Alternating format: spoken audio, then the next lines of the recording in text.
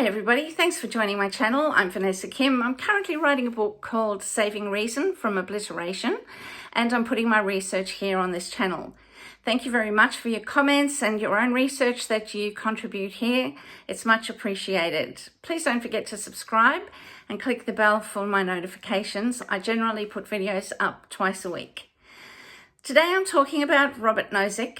He was a prominent American philosopher, famous for his libertarian political theory in Anarchy, State and Utopia, which he wrote in 1974.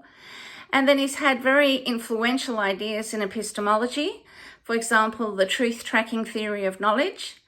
And the book I'm going to focus on today is Invariances, which I highly recommend if you haven't read.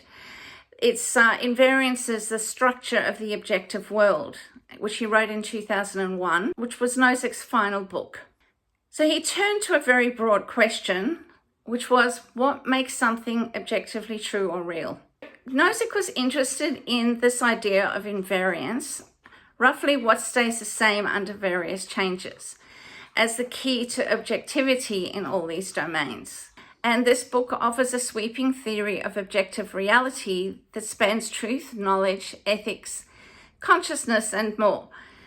The unifying theme is the idea of invariance, roughly what stays the same under various changes, which is the key to objectivity in all these domains. I'll also put a link to a video that I've just previously done on Lorentz transformations and invariances, and if you haven't watched that yet, I'll put that in the description. So Nozick's aim was to bring scientific insight to philosophy, breaking from purely a priori reasoning, as he put it. Philosophy must mesh with current knowledge and even transform philosophical questions into factual empirical ones, where possible. So in what follows, I'm going to outline the core ideas of invariances from his book in a structured way. So the main thesis is that objectivity can be defined by invariance, and an objective fact or truth is one that remains invariant, unchanged under specified transformations. Now, Nozick uses this criteria to examine truth, knowledge, ethics, and more in a scientifically informed philosophical framework. So let's start off with invariance as a criteria for objectivity. So Nozick notes that we often say a claim is objective if 1, it's accessible from multiple perspectives, 2, different observers can agree on it, and 3, it holds independent of anyone's beliefs or feelings. For example, the Earth orbits the Sun.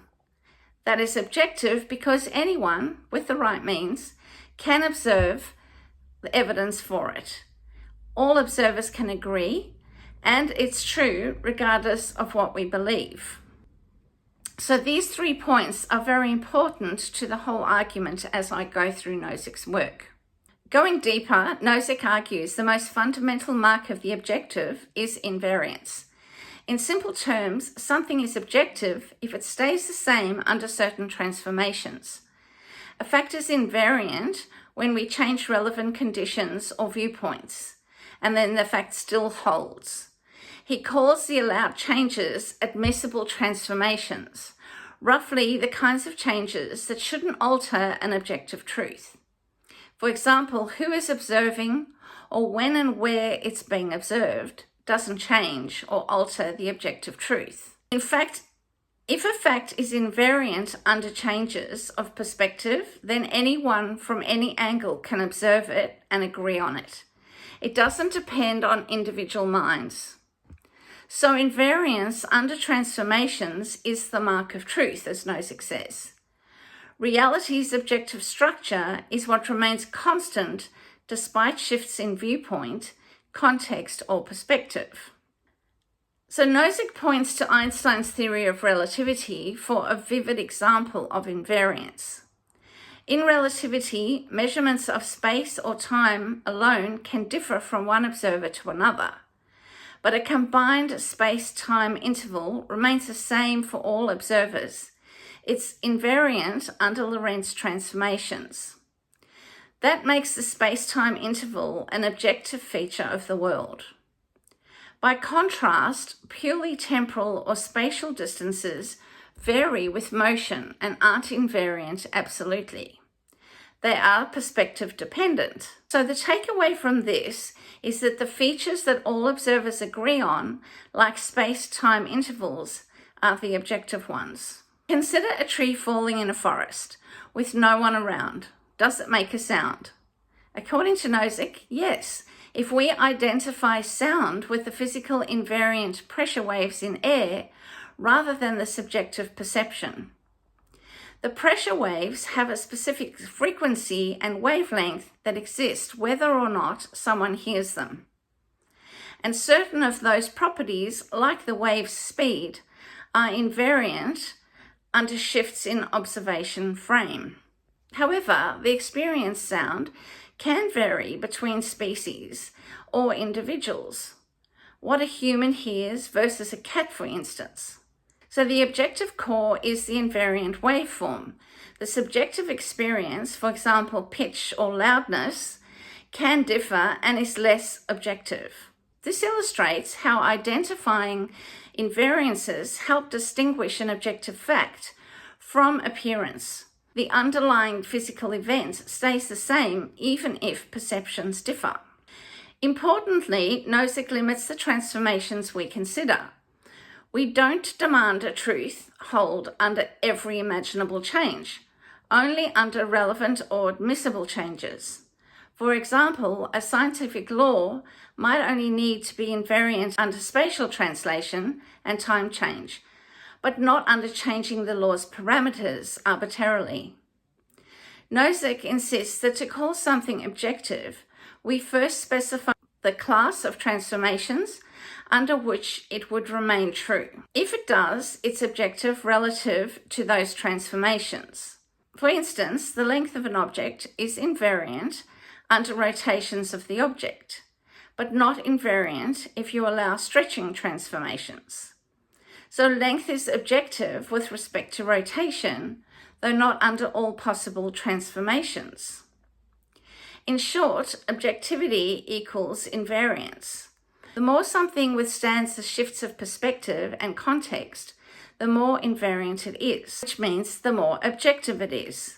This sets the stage for examining truth, knowledge, and ethics with the same lens. Nozick uses an application of invariance to discover truth and knowledge. In terms of truth and relativism, Nozick applies the invariance criterion to the concept of truth.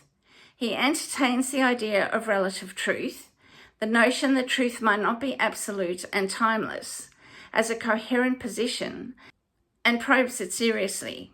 For instance, he suggests truth could be relative to time and place. A statement might be true at one time, but not true at a later time if the world's state changes in a way that affects the statement's determinateness. He even quips that his view is like a Copenhagen interpretation of truth, drawing an analogy to the observer-dependent aspects of quantum physics. In his view, truth depends on the way the world is, on its determinateness. A statement is true at a given time only if reality at that time makes it definitely true. For example, it's ordinarily true now that Nozick published Invariances in 2001. But Nozick asks, is it eternally true for all time? In everyday conditions, yes, once true, always true. However, invoking quantum theory, he argues there could be cases where a past event's occurrence isn't determinate later. Quantum indeterminacy might blur the truth of certain past statements. Thus, the timelessness of truth is not a guaranteed a priori fact, but a substantive claim about the world which could, in principle, be falsified. In other words, the idea that truths are invariant over time is an empirical hypothesis, generally true in our experience, but not something we can assume in every possible scenario of physics. Nozick sides with Aristotle's view from the famous sea battle argument that future tense statements like there will be a sea battle tomorrow are not already true or false now. Truth value can depend on what actually happens. So he rejects an absolutist notion of timeless truth. So let's look at what he thinks about absolute versus relative truth. Nozick doesn't conclude that all truth is radically relative. He ultimately leans towards a moderated objectivism. Many truths are invariant across the perspectives of all human observers due to sufficient commonalities in our makeup and environment. The fact we share one physical world means most everyday truths, like physical facts, holds for everyone. They are frame invariant within our common reference frames. Postmodernist claims pushed philosophers to re-examine absolute truth. And Nozick's stance is that while some alleged truths, like certain future or quantum level statements, might be relative to conditions, there are invariant truths we all share. In short, he seeks a nuanced position. Truth is objective to the extent it is invariant under relevant changes, like who's observing or when. But we shouldn't simply assume all truths are perfectly invariant. This ties back to his main thesis: the truth of a proposition is more secure, more objective, if it holds under a wider range of transformations, times, perspectives, conditions. If not, truth may be more relative or context-bound. Now let's look at what he thinks of knowledge and fallibilism. What about knowledge? Nozick was already known for an externalist account of knowledge, requiring one's beliefs to track the truth. In Invariances, he emphasizes the limits of human knowledge and certainty. Consistent with his focus on science and empirical grounding, he displays a thoroughgoing fallibilism, the idea that we could be wrong about virtually anything.